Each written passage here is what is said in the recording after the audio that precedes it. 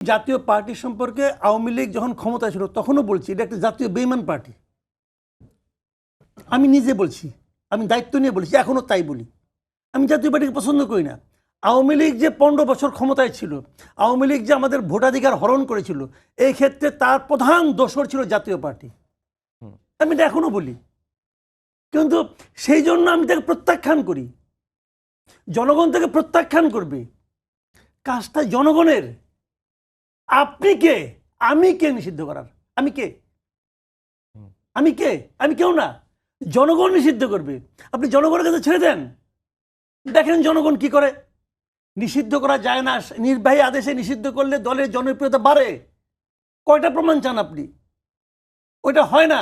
বরঞ্চ আপনি এটা জনগণের কাছে ছেড়ে দেন, জনগণ তাকে দেখবেন কি শিক্ষা দিয়ে দেয়। তো আপনি কে? ভয় পাচ্ছে। ভাই এগুলি বুঝি আমরা। মূল কারণ হলো তারা ভয় পাচ্ছে। কিছু কিছু দল ভয় পাচ্ছে যে যদি জাতীয় পার্টি ইলেকশন করে, যদি সেখানে নৌকার ভোটগুলি চলে আসে, তাহলে তো আমাদের যে প্রত্যাশা সেটা পূরণ হবে না, তাহলে তো আমরা রানার্স আপ হতে পারবো না, তাহলে তো আমি অমুক হতে পারবো না। ভয় পাচ্ছে, সিম্পল ভয় পাই। এই যোগ বিয়োগ পার্টিগুলি আমরা বুঝি, এগুলি বলে লাভ নাই। কিন্তু এই ভয়টা আমি মনে করি অমূলক।